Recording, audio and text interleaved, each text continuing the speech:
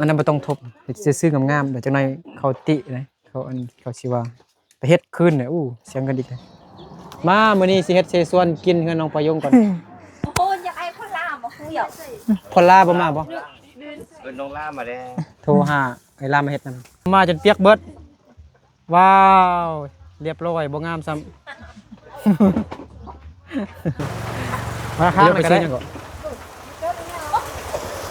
ว้ายว้ายว้าย โอ้ซาวลี่เฮ็ดรถล้มมันมืดเด้อน้องละเด้อตีนเด้อว่าบ่แม่นมันม่วนจังนี่นะมื่นเอาไปดิจะพายเลยกินชมนะกินได้บ่ผมไม่กินต้มหนา กินชมนะผมไม่กินอยู่เนาะไอ้เจ้าต้นใหญ่นั่นหรอต้องข้าวบ่หวานก็ต้องป้ารู้จักจ้ะแต่เท่าที่คนเดียวนี่ง่ายอ่ะยอมอ่ะ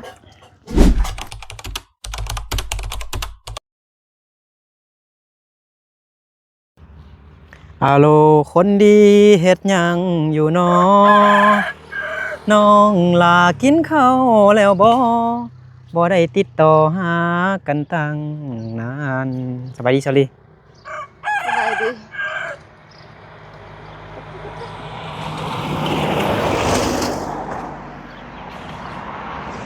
กับทักทายสบายดีพ่อแม่พี่น้องเบิดสุขสู่คนเด้อยินดีต้อนรับเข้าสู่ช่องบ่าวนึกเผาไกล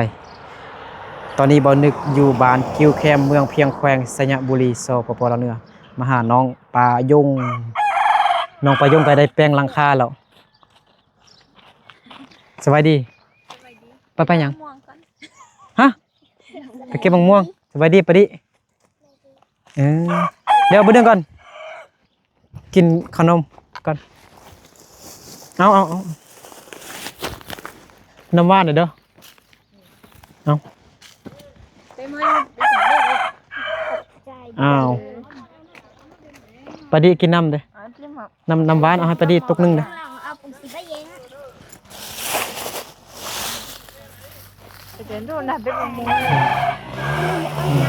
เอาให้ปะดิ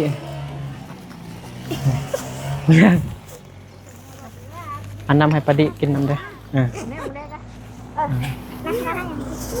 ให้แม่เด้อ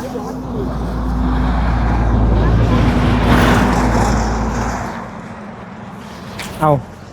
สบายดีน้องสบายดีแม่น้องปายงเด้อ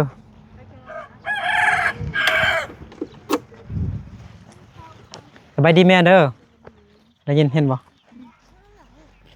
เอาไปเก็บมะม่วงมากินกับข้าวบ่ใช่ปลาโถบ่ให้เอาติฮะอยู่ใส่มะม่วงนะเอาไปยงรีบไม่ก่อนเอานี่มันกระตูบ่โอ้เขาเฮ็ดอันนี้สายงามเมื่อกี้เห็นอันน้องไปยิงกำลังตักน้ำเฮ็ดยั่งอยู่เฮือนมันจะไปดินน้องไปยิงนะบ่กล้าไปน้องไปยิงเสร็จหาไปลินน้ำก่อนจังไปบ่กล้าไปคันน้องไปยิงไปจุ๊ละไปลินน้ำตัววันนี้โมมีแล้วเนาะหิวมัดปลายงบ่มัดกระตูนไปจ้ะล่ะเอ้า2 คนคือไปพุ่นซะนะ2 คนคือไปพุ่นซะนะอัปปงกับปดีไปเอาตัวส้มยังมีอยู่วันนี้ไอ้กับไอ้จงก็เอาอยู่นี่เลยฮะเมื่อก่อนไอ้กับไอ้จงมาเอาอยู่นี่มืดแล้วติเด็กน้อยมารับทุกมื้อเด็กน้อยมารักทุกมื้อแม่นบ่มีเลยติมันสิเป็นดอกไม้เหรอเด้เนาะมันเป็นดอกไม้เหรอเด้โอ้มันมีดอกแล้วป้องตัวส้มนี่ก็ได้ตินี่อันใดนี่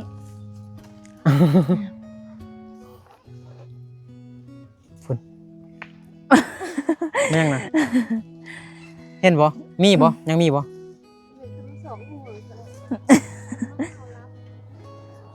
ถ้าก็ได้อันส่งอาทิตย์นึกจะอาทิตย์นึงหมดเลย โลมะม่วง บ่ทันได้กินยำซุกสำเนาะ แม่นทุกปีเลยแหละบ่ได้กินเพื่อนี่เด้ ทุกปีแล้วเนาะบ่ได้กินซุกเนาะ เจ้าของหมอบ่ม่วงเด้ แม่น ไปยงรักกินตลอดเนาะ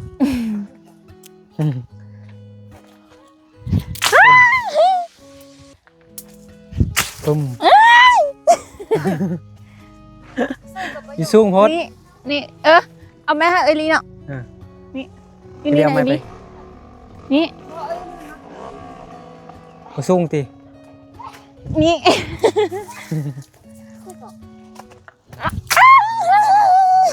ให้ไอรี่แม่แม่นเอาไหม เอาเห็นบ่นี่นะ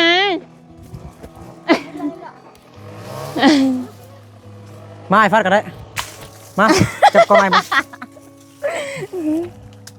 มา อุ้ย โอ้ย อุ้ยยังก็ 1 2 3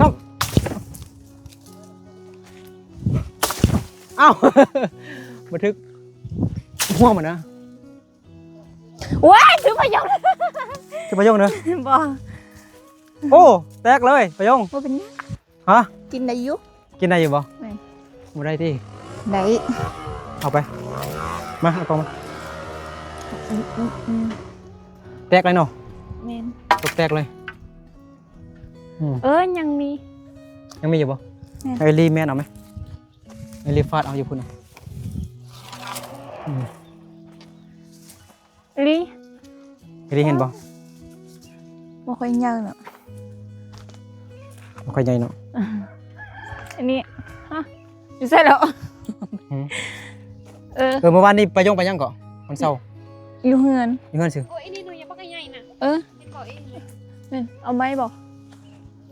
แม่นมาดูน้องเอาโป้งคือว่าได้หลายแท้บักม่วงงาช้างแม่นบ่ปาดเอาโป้งกับปลาดีคือว่าม่านแท้บักม่วงงาช้างส้มบ่ว้าวส้มเอาเมื่อกี้เห็นตาเว้นอยู่มันนี่บ่เห็นหรอกกระโต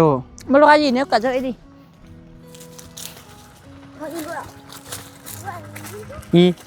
อีเล็งบ่แม่นอีลู จ้า อีลู เอาให้ไอ้ดิน่ะนี่เหรอ กิน ชิมหมอไปเอ๊ะกะ ไป เดี๋ยวแม่ให้ลิปสติก มาแล้วนะคุณโตแก เอามะม่วงกินกับข้าวเนาะกินได้บ่ ได้ ไป มันจะทำอะไรก็ถือแล้วนะ สบายดีสาวดี เดี๋ยวไปจนเสร็จแต่เป็นหล่นทุกที เอาสบายดี2-3เทื่อพุ่น เต้มาถ่ายเตี้ย ไปว้าวมื้อนี้ฟ้าบดครึมๆเนาะเมื่อกี้นี่ยังเห็นอันตะเวนอยู่เด้แต่ตอนนี้นี่บ่เห็นตะเวนเลยเห็นบ่ฟ้าครึมๆ โอ้แซ่บเลย แซ่บบ่ไปขาย เฮ้ยจะม้วนแค่รูปเดียว เอาไปขาย มาไปจิ้มใส่ตา ให้มัน จิ้มจุ้งเตี้ย ดีจ้อง ดูเตี้ยบ่ไทย ไปยง ไอ้ถอนเราบ่ เห็นเขามีอัน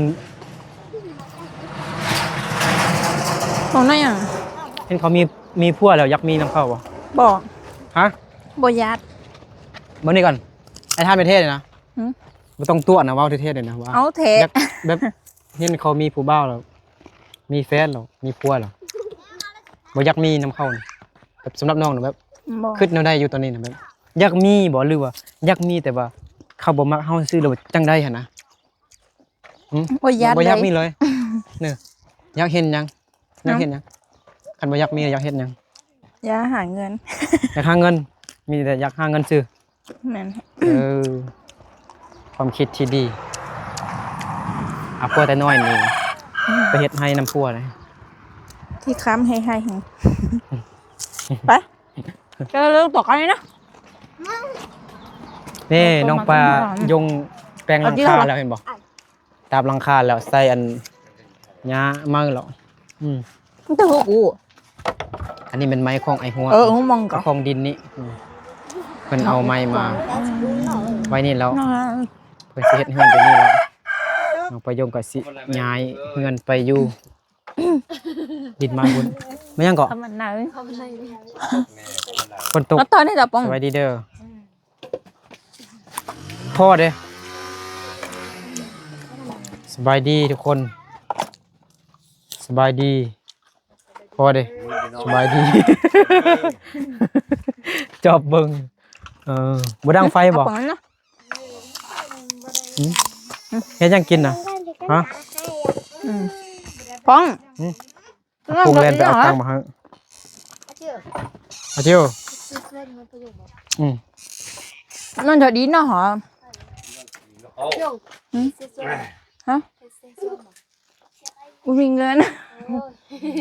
ว่าที่เราเนาะ เอาสีส่วนนะฮะ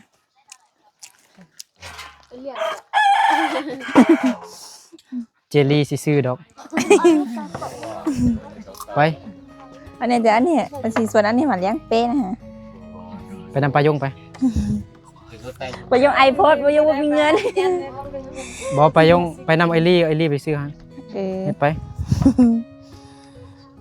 mấy cái bác thầy thầy nó đừng lòng tôi bên ไป ต่อบอลจิตไปหัดใจ ไปอัน sao mình để ra เป็นอะไรซั่นน่ะพาสปอร์ตเฮาเป็นอะไรหรอ ทางมาแล้วยัง cô nàyเขาชอบอะไรหรอ บัตรนี่เลยยังกลับบ้านมาหมดแล้ว ฉันนักก่อนนะ ยังเป็นทำทาน อ๋อ เธอท่านน่ะรู้เธอก่อนฮะ เป็นเบามันยังเขียนหมดแล้วเนาะเบาอันนั้นเขียนหมดแล้วบ่ เขียนหมดแล้ว ข้อมูล ก็เธอ คิดหมดแล้ว ไปเนาะ จำก่อน จำปุ้ย มาหมดแล้ว อ๋อ นี่ก็ยังถ้าแกนะเอาโอ้ห้าไม่เอาจริงๆเราลึกไปทำงานเลย อืม เราออกทางมาให้บน นี่เนาะ ตัวนี้เลย แม่ บัตรจะมีบัตร อันนี้เนาะพ่อแม่น้องประยงก็ได้เขียน จับกา นี่เราหรอ ได้เขียนข้อมูลต่างๆเนาะซื้อที่อยู่ อันใด เท่าใดจริงนะเท่าใดนะ1.5ล้านบ่ 1,500 กับ 1.5 ล้านกับ50,000เนาะถึกอยู่มีพี่น้องเด้อยู่พุ่นเด้อ ค่าเธอแต่1,500,000เดือนวันนี้ก็ว่าขึ้น50,000ตินแล้ว ดีแล้วสินะถึกแล้วเมียนไว้ดีๆมันคือว่า ยังบ่ ท ได้ บ ปัจจัย เฮ็ดได้ซื่อๆเลยเฮ็ดซื่อๆเลยบ่ต้องทบ เฮ็ดซื่อๆเลย ส่งนกหัวเด้ อันนั้นบ่ต้องทบเฮ็ดซื่อๆงามๆเดี๋ยวจังได๋เขาตินะเขาสิว่าไปเฮ็ดคืนเนี่ยเสียเงินอีกเลยเสียเงินซื้อเจียยังไง mấy này đi mày tay cô ta บ่ทายน้องมาก่อนก็ได้ rồi cái món เดี๋ยวนิบไม่ก็ได้เอาลง nếu dùng chỗ ta tốt thì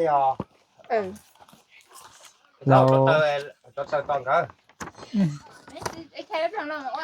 สินี่ดอก มื้อนี้แต่บ่แม่นวัน คันเวลาอยู่ ก็ ลำกินน้ำ ส่งไปแล้วแต่มื้อนี้วันที่วันนี้มาวันเสาร์เราแต่บ่ได้ส่งไปมันก็ส่งไป ส่งมื้อนี้บ่ มื้ออื่นมื้อนี้วันที่เธอเขาบ่เพิ่มกัน อ๋อแม่นวันอาทิตย์กระโตสิกินมะม่วงเด้อกระโตกินมะม่วงบ่ ตัวมันอยากยมบ่ได้เหมือนกัน เข้าไอ้ตู้เด้ไอ้ตู้เข้าไปเฮ็ดหยังเข้าไปเฮ็ดเวียกหยัง เข้าไปปุ๊บพัดได้เก็บพัก อ๋อคันเฮาเลี้ยวพาสปอร์ตนี่เฮาก็ไปเฮ็ดนำเข้าเนาะ ไป ได้บ่ มันเข้า เฮ็ดนำเข้าไอ้ตู้ไปเลยหลายคนเขาก็ได้เงินดีติ ก็ติดโทรหาเขาติดตามมีเวียดนี่ ได้โทรหาเขาบ่ล่มเข้าว่าเงินเดือนเป็นจังไดนะเงินดีบ่ ไปเฮ็ดน้ำนาเมี่ยงเฮ็ดน้ำลงเมียลงเมีย น้ำเบาเขาก็ไปให้อยู่ทางนี้เขาก็เฮ็ดเลยไปส่ง พ่อไปเฮ็ดอยู่ทางเมี่ยง อยู่จังหวัดหยังจังหวัดพิษณุโลก มัน เพชรบูรณ์เพชรบูรณ์ก็มีคนมุ่งหลาย เขาไปปิดเบิกซ่า อ๋อเก็บสาเนาะเก็บยอดสาเนาะติดเมี่ยง หลายถ้าเขาอยู่ไหนท่านนะเขาเลี้ยงเขาให้บอลอยู่ฟรีนะ อ๋อฟรีหมดบ่ เขา โอ้ดี เขาก็ ดี ให้ โอ้ กินเขาก็ให้เขาก็ให้กินก็ อ๋อ ได้ ดี สิ โอ้ เขา สินะ แต่ว่าแม่ก็ แต่ ว่า ว่าเงินเดือนนี่เป็นจังไดเงินเดือนน่ะเดือนเท่าใด เขาก็ไล่เป็นมือหง เป็นมื้อบ่ เขา มื้อเท่าไหร่ เขาก็ไล่เขาเอาเขากินแดเขาเห็นอายุลาแดเขาก็ไล่มือนั้น300 300ได้แล้ว อืม อยู่นำเขาเบิดทุกอย่าง ทุกยันเขา ได้แล้ว ยืมเขาหมดเลย 200,000ปลาย มื้อหนึง 200,000ไปซ้ำ เอาไปอยู่กินเฮาก็ก็ไล่มือ น้องตู้ 300 เขาไปเปิดเบอร์นี่มันยากเลย อยู่บ่อนนี้นี่ก็ได้แล้ว300ปลายนี่ เดี๋ยวนี้นะปัญหาเงินเฮ็ดพาสปอร์ตนี่ก็พอดีเฮ็ดพาสปอร์ตคือไหนเมื่อก็แต่มาคือบ่ได้ซื้อประหยัดขนาด แม่นเมิดหลายอิหยังก็แพง มันนี่ย่าง ซื้อน้ำมันอีก ซ้ำ ยัง ลำ ได้ 4 เซนไปจะไป4 เซน แม่นน้ำมันแพงพี่น้องเนาะมันก็แผ่นไปมันนึงก็50 พัน ก็ได้ลิตร น้ำมันแพงลิตรละ38 39,000กีบถ้าเป็นเงินบาทก็ประมาณ70 กาก็ใจก็ปัดไทยฮู้ก็ใจนึง อายุทยานี่39 38แต่อยู่เมืองเพียงนี่บางทีก็ลิตร50ก็ ว่า40เท่าไหร่ 40ปลายก็มี42นี่มามื้อก่อนนี่นะมื้อวานก่อนมื้อวานนี่39ส่วนหยังอยู่อันหลัก7อันน่ะอยู่หลัก7หลัก14หลัก7อันน่ะอยู่อันใส่น้ำต้วนบ่หรือน้ำเลียบอันปั๊มใหญ่ๆหั่นน่ะน้ำต้วนบ่อันนั้นก็เท่าไหร่39คือกันนิดนึงน้ำมันอัดจังกาส่วนก็50ปลายมันกาส่วนใส่รถยนต์น้ำมันอัดซังใส่รถจักรรถยนต์ก็ได้บางระบบก็กินซังคือกัน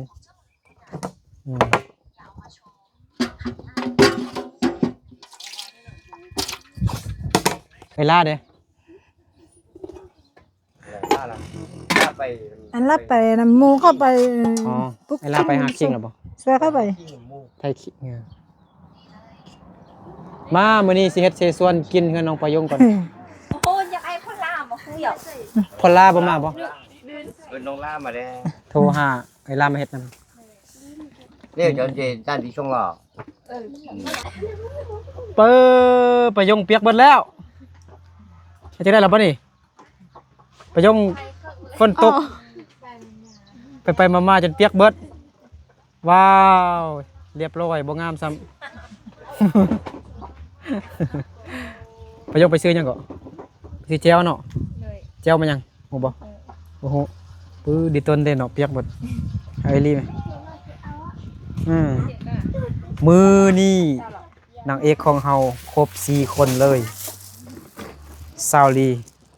สาวละสาวดวงใจสบายดีน้องละสบายดีน้องดวงใจมากินเสียส่วนนำกัน ย่ามาเป็นย่า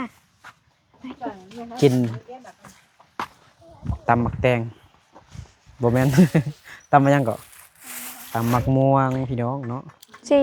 ตำหมักม่วงกินกับเขาวนี่แม่น้องประยงกำลังแกงอีหยังแกงซีนหมูบ่แม่นเฮ็ดเสียส่วนเด้อเนาะเมื่อกี้นี่เบานึกได้เซตถามน้องปลาเย็งเนาะนางเอกเบอร์1หอยยังบ่มาน้องปลาเย็งว่าฝนตกว่าซั่นฝนตกละเด้ว่าซั่นฝนตกน้องปลาเย็งน่าจะปิดโทรศัพท์แล้วปิดเครื่องแล้วฟ้าห้องเด้เซตหาน้องปลาเย็งยังบ่ทันตอบเถอะส่วนน้องปลาเย็งมากินสิส่วนนำกัน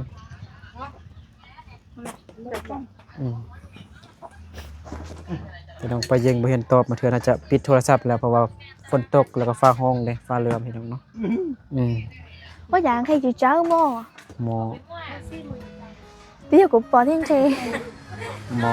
เฮ็ดเสียส่วน บางทีอยู่ปอยู่ ใน ไม่ได้ อลังการ ทางเที่ยว งานสร้างแฮงพี่น้องโดนฟืนน้องประยงโคตรใหญ่เลย เอามาเป็นต้นเลย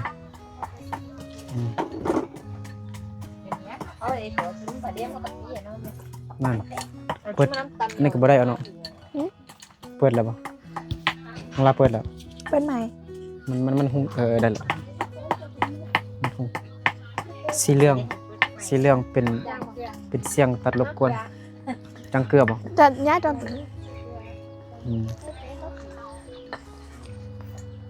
น้องลากินยัง ถ้วย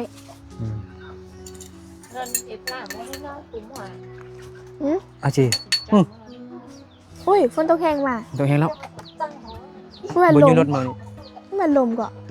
โอ้ฝนตก ฝนตกบ่ โอ้ย ยูรถมาฮะ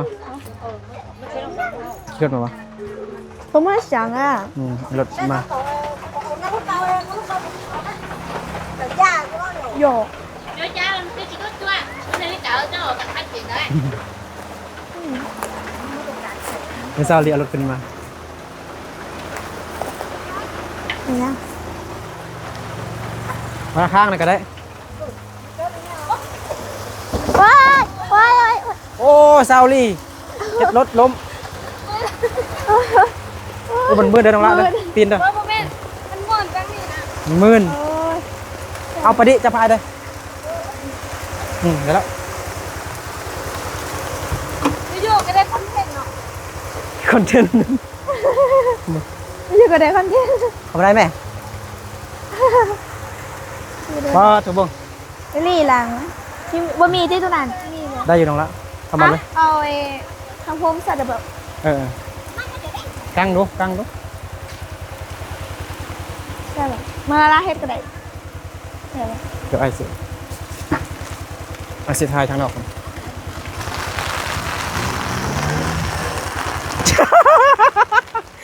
ซาวลีเบิ่งหัวเขาซาวลีจนเปื้อนหมด ย้าผมมาแด่ โอ้เบิ่งรถซาวลี เราตาก็ มันคืออันตัวมูมันดุดจิโตเมนบ่ มันมืนพี่น้องเนาะว้าวถูกควันขึ้นเลย ตอนนี้เหรอโอ้ย เออ ลี่มีน้ำบ่อน้ำอยู่นี่ เอาล้างใส่นี่บ่ว้าวซาวลีให้แล้วเอ้ยลีให้แล้วเด้ปะดิรถลม เจ๊พี่มันได้หรือเปล่า ได้ปะอ้าวปะดิจับไม้จับกล้องไอ้ดึงเด้อเอามาไว้นี่ก็คือเอาไว้เนาะเอาไว้พุ่นก็ดีเมื่อกี้ เอาแล้วรัก เจีย อ่ะ คือเก่า คำคมใส่ใจ นำไปสิล่มเลยนี่ บัดท่านเนาะเมื่อกี้จับกล้องเบื้องหนึงก็สิแบนกล้องเทียมกัน Ở tiền này nó có đủ. ไปแล้วเข้าไปนะนี่เอาเซ็ตสู้อยู่นะรถกันได้นะได้ปะ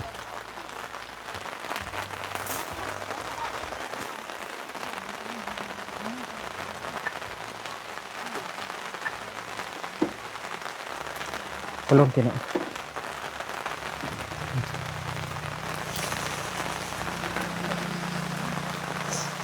กระจายรถยืนกันกระจายรถน้องปะเอาเซ็ตสู้มาเซ็ตอันนี้ดู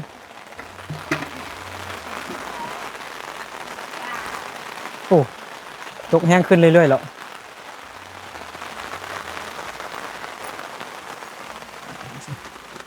เอาเซ็ตสู้มาเซ็ตแวนกับเดี๋ยวคิดต้มมันจะ ไอ้นึกกล่องไอ้นึกต่างเป็นเบ็ดดีเนาะ แมนมันแตกเลย เห็นสีข้าวๆเนาะ ฮะ เห็นสีข้าวๆอยู่ มันสีข้าวๆมันแตก เออ ถ้าเราใส่1.0มันจึงอันนั้นลองใส่1.0มองดูน้องกดบอลเล็กซองอย่าลุ่มมัน อืม คิดต้มอ่ะ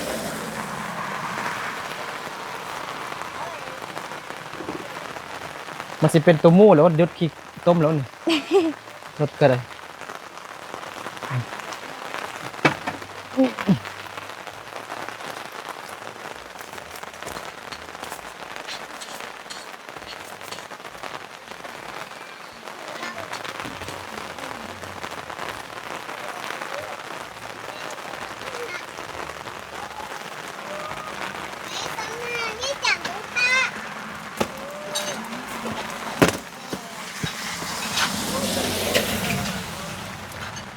โอเค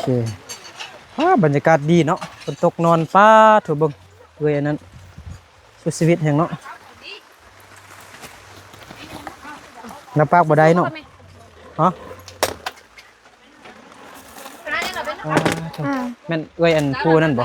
แมน อัน มีอยู่นำของประโยคมันบ่ ด้วยแม่น ฟ้าเขาคือว่าดูมันเนาะ แมนแล้วลูกมัน ฝน แหง ตก แมนซอกเครื่องไข่ ไปเงินสุกแล้วบ่ไปสวนเฮาไป ยี่จับได้ โอ้ประโยคเปียกเบิดทั้งตัวกรึปะดิแซ่บบ่ปะดิเมื่อกี้ก็ยังนอกเก่าแล้ว เดี๋ยวมัน นอกเก่าอยู่นี่อีกแซ่บบ่ เอาติว พ่อได้บ่กินเนอะ กินต้มนะ กินส้มนะกินได้บ่ ผมไม่กินต้มนะ กินส้มนะ ผมไม่กินอยู่แต่ กินอยู่เนาะนะโอ้ส้มบ่บ่ส้มสิว่าบ่ส้มแต่ว่ารับตากับครั้งหนึง จะเป็นนอนจริงอยู่ Để có ngon gì vậy? Nó sẽ nó đơn chuyện à? ที่ต้องแจกจะเป็นนอน กินอยู่ไสน่ะกินอยู่แถวนี้ก็ได้ มันแจ้งดีเลย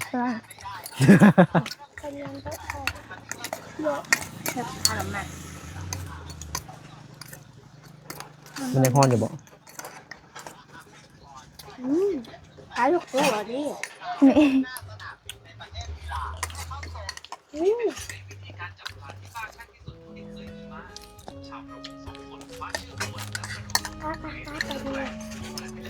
ราคาเป็นนัว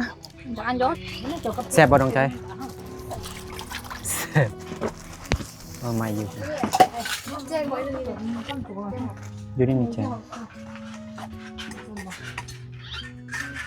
คนมันมืดอยู่ฆ่าฉันให้ตายเพลงนี้3 action มาพี่น้องมากินเซนๆนำกันเด้อมายับมานี่ได้บ่นิดนึงได้บ่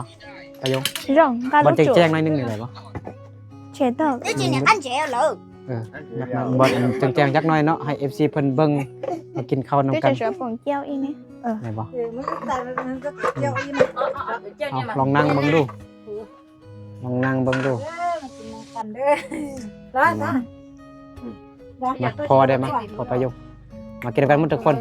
Chậu xanh. Chậu. มาพี่น้องเนาะเสส่วน đúng แซ่บ rồi đen chứ sao มื้อนี้เจลีเลี้ยงเสส่วน Ăn con. น้อง ở cái gì đâu ở ต่อใส่ละ ๆมาลองนั่งมึงดูไอ้เบิ่งก่อน lúc Chị xé đây đâu cũng gió xé đâu đen là อื rồi มลองนั่งเบิ่งก่อนจัดเบิ่ง Ồ, tôi đánh nó ha. หลักเคยหลักเคย แจ้งอยู่มาจัดมึงดูดู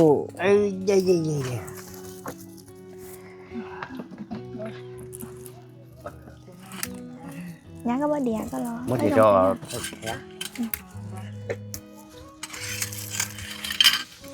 อาโปงกับปาดีไปนั่งอยู่นอกคนพี่น้อง นี่ฝงได้อยู่ Ồ, từ nãy nhưng tôi thấy rồi. Tôi đi rồi. Tôi lại rồi. ต่อไป Nãy giờ nó กัน kiếm เด้อ rồi. กันเด้อเอาตั้งมานั่ง มาพี่น้องมากินเสส่วนนำกัน ไปเด้อไอ้สิทุกคนไปกินที่สนามการ มากินกันเด้อมื้อนี้บ่นึกกับเซาหลีเด้อเป็นผู้มาเฮ็ดสวนสู่พ่อแม่กินอยู่หลังนี้กับน้องล่าแน่ลูกประยงแท้ เดินมาได้กินเสส่วนแล้วอ้อมมาเอา ต้นใส่ลูกแมวจ้ะเนาะ con trai ดวงใจเด้อใจแท้ เห็นบ่ ทำเด้อ ครับเขาครับนี่ระดาที่ว่าลูกนึกกับระดาเซาหลีเด้อ ครับ Nãy bỏ tay chua. ไอ้เจ้าต้นใจน่ะหรอ rồng sao bố bảo như cái này nữa cho chưa แต่ต้องคนเดียวนี่นะก็ do mà ว่า าบ่ใส่เกลือจัด จ้างบ่ แซนนี่เสร็จเลย เท่านี้ได้เลย แซนนี่เสร็จ ใส่เจียว ไม่ได้เอาเต็มเหรอ เอาเจียวห้วยใส่กระดาษติ ใส่ได้ ก็ไม่ก็หยอก ย่าไอ้ไม่ต้องเอา จะบอกว่า ย่าหรือคอนเมย์ต่อ ไม่เอาเจ๊ เอาคันติ คุณนี่ก็นึกต่อ ไม่ได้บ่เอาสิเอาบ่ ไม่ดี เกลือใส่ นี่รู้แต่เมย์ก็ถูก เขาก็บอก เอาเจียวหน่อยลูก ไปดิ เดี๋ยว ผมก็ออกเจอบ่เขาเป็นจับยืนนะ โอ้นายครับอ้าวกินโอ้ผู้ใดจะกินข้าวเจ้าก็กินข้าวเจ้าน้องประยงเซฟเลย แซ่บน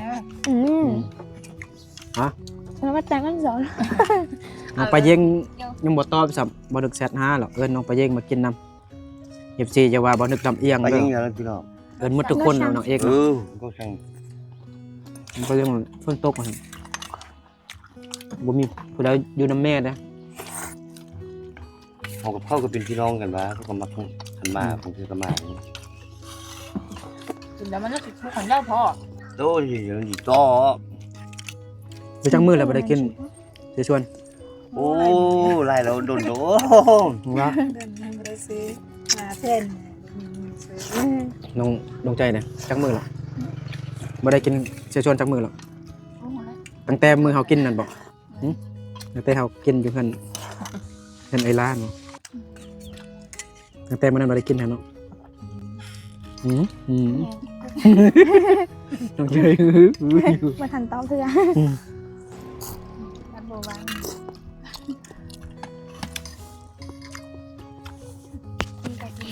เสียงมันอาจจะดังหน่อยนึงขออภัยเด้อพี่น้องเด้อกิน อาหารนี่ยังดังเนาะใส่ไม้กวากไปยืนอยู่โทรศัพท์มันแห้ง ไว้นางละ กลืนน้ำคือกัน บ่กล้ากินเหรอ ค่อยๆกลืน ไม่ได้จัง เสียงมันดังเสียงมันดังแห้งเวลาเขาติดไม้นะ แล้วของอยู่ที่จะมีไหมหรือไม่ แล้วจะหูchỉ tàu tàu ấy nhìn nông thêm thì thế giờ hà tấu của mình đây một đây bỏ cho không theo nhưng mình đây ít mỏm นี่เราเช็ดซูเรา hà tấu tô cầm nhung สองคนรวมกันเป็นตะมวนครับกับโปงกับประดิษฐ์นะ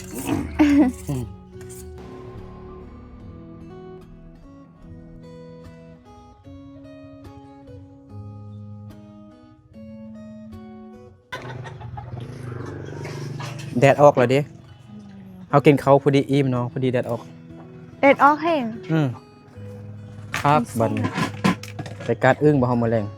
บ่ได้กินเนี่ยนะโซดอนดอกลูกนั้นทำไมถูกเขาเลยใช้เป็น เฮาก็กินเศษส่วนอิ่มเป็นทีเรียบร้อยแล้วเนาะ แม่ เป็นจังไดประยงน้องดวงใจน้องละในประยงอิ่มบ่อิ่มยิ้มหลายเนาะกินหลายคนแซ่บแฮงเนาะ แม่ ญาติกันกินแย่งกันกินพี่น้องเนาะแซ่บกินน้ำเย็นใส่แฮงคักสุดยอดเลยเนาะบรรยากาศดีเมื่อกี้นี้กินข้าวอยู่ฝนกระตกพี่น้องเนาะบรรยากาศดีแฮงฝนตกกินข้าวก็แซ่บกินเศษส่วนแซ่บโดนๆจึงกินแซ่บ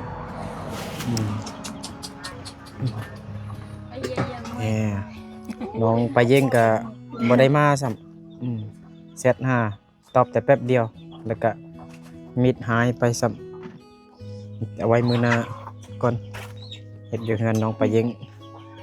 นางเอกขาดผู้หนึงเนาะคือน้องไปเย่งมาแต่น้องดวงใจน้องปายงน้องละ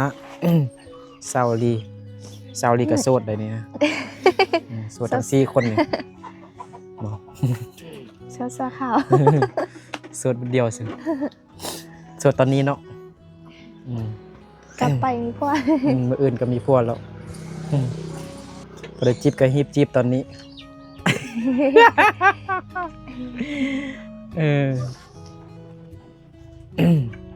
จะชิมคุณเบอร์ยัง กินข้าวอิ่มแล้วก็พักผ่อนก่อนเอา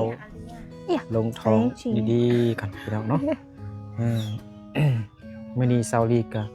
เป็นเจเนาะเจเลี้ยงสิส่วนน้องๆเพิ่นเนาะเลี้ยงกระโตนำแดงกระโตก็กินกระดู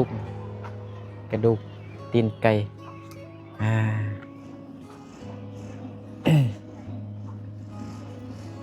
ฝนตกเนาะโอ้บ่ได้ไปเอาฟืนซำเนาะทางให้แดดออกดีๆก่อนแดดแห้งๆแม่นมันมืนเด้อไปซอกอยู่ทางใดน่ะซอกฟืนน่ะเพราะฉะนั้นนะอันปลาไม่ซักบ่รักของเขาเลยเนาะ บ่แม่นรักเขาเอาทิ่มแล้วเนาะมันเป็นกิ่งงามไม้ซักน้อยๆหั่นน่ะเขาก็ตัดทิ่มแล้วแหละเขาก็เก็บมาเอาเฮ็ดฟืนโอเค เอาขอบใจหมดทุกคนเด้อ ใจ เออ ขอบใจเด้อเอลีเด้อ เข้าใจอีหลีที่เรียน เอลีเรียกขอบใจเนาะวันนี้กินเจส่วนแซ่บแฮงพี่น้องเนาะกินหลายคนแซ่บเนาะซาวลีเลี้ยงบ่าวนึก เรื่องพาสปอร์ตพ่อแม่น้องประโยงก็กำลังแล่นอยู่พี่น้องเนาะก็เขียนใบแล้วเนาะมื้ออื่นก็สิไปส่งเนาะเห็นบ่เฮ็ดพาสปอร์ตแล้วก็พ่อแม่น้องประโยงก็สิไปเฮ็ดเวียกอยู่ประเทศไทยหลังจากนั้นบ่าวนึกกับซาวลีก็สินำไปสิไปหาเงินนำกัน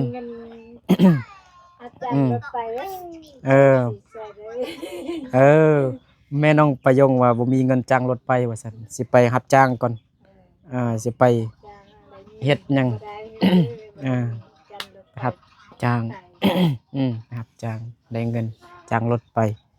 ประเทศไทยขอให้ได้เงินหลายๆเด้อโอเคเอาสำหรับคลิปนี้ก็